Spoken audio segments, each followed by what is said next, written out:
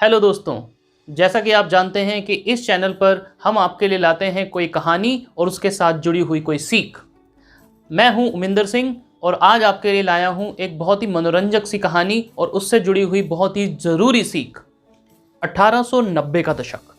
1890 का ये वो दशक था जब अमेरिका में कई लोग लगे हुए थे एक ऐसी मशीन बनाने जो हवा में उड़े। जी हाँ, इनमें से एक इंसान ऐसे थे जो बहुत ही शिद्दत से लगे हुए थे और उन्होंने कई सारे प्रयास किए, कई सारे प्रयास विफल रहे, लेकिन अंततः 1903 में एक ऐसा मौका आया जब वो जहाज को उड़ाने वाले थे। इससे पहले उन्होंने कई जहाज उड़ाए जो काफ़ी दूरी तक गए, लेकिन आज उनके पास मौका था दिखाने का कि आज एक जहाज उड़ सकता है, एक आदमी को बिठा के, एक इंसान को बिठा के और पूरे कंट्रोल के साथ लैंड कर सकता है। लेकिन उस शाम वो सफल नहीं हो पाए। 1903 की उस शाम को उनका प्लेन क्रैश कर गया। ना केवल उनका प्लेन क्रैश कर गया, बल्कि उनकी हिम्मत भी काफ़ी हद तक टूट गई। अगर आप सोच रहे हैं कि मैं राइट ब्रदर्स की बात कर रहा हूं, तो आप गलत सोच रहे हैं।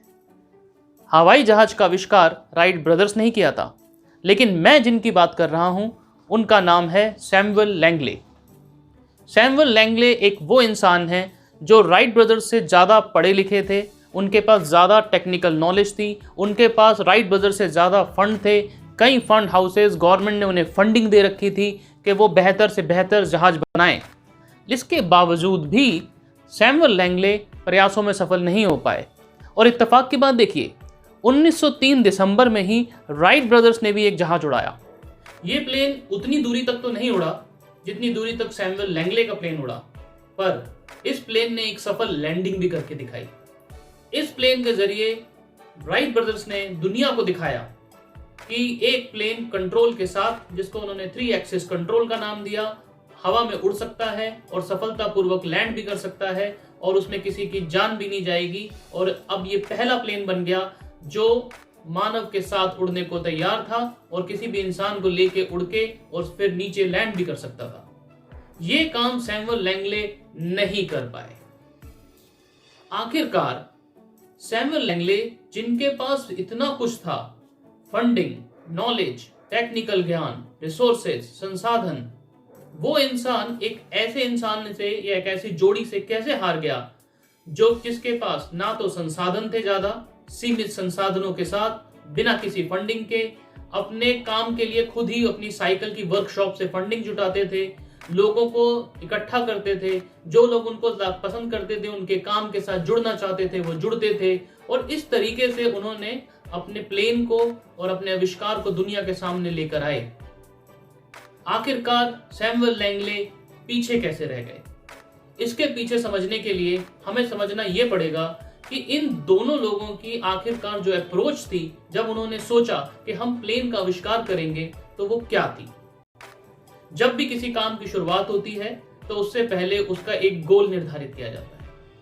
यहां पर जो गोल सैमुअल लैंगले ने अपने लिए फिक्स किया वो कुछ और था, और जो गोल राइट ब्रदर्स ने अपने लिए फिक्स किया वो कुछ और था। सैमुअल लैंगले का गोल बहुत ध्यान से समझने की जरूरत है। सैमुअल लैंगले ने शुरुआत से ही सिर्फ एक चीज सोची, एक ऐसी मशीन, एक ऐसी पावरफुल मशीन जो हवा में उड़े। जबकि राइट ब्रदर्स ने हमेशा एक ही बात सोची, किस तरीके से एक इंसान को हवा में उड़ाया जाए। दोनों के विजन, दोनों के दृष्टिकोण में बहुत बड़ा फर्क था। जाहिर सी बात है, इंसान पर लगा के तो उड़ेगा नहीं, कोई मशीन जरूर बनेगी, लेकिन राइट ब्रदर की हर कोशिश एक चीज पर आधारित थी, एक ऐसी मशीन जिसमें कंट्रोल हो और किसी इंसान को लेके वो उड़ सके। सैमुअल लैंगले हमेशा पावर और पावरफुल इंजन के पीछे भागते रहे, राइट ब्रदर्स हमेशा कंट्रोल के पीछे भागते रहे। दोनों ने आखिरकार मशीनें तैयार की, लेकिन जीत किसकी हुई? जिसका गोल ज्यादा बेहतर और क्लियर था।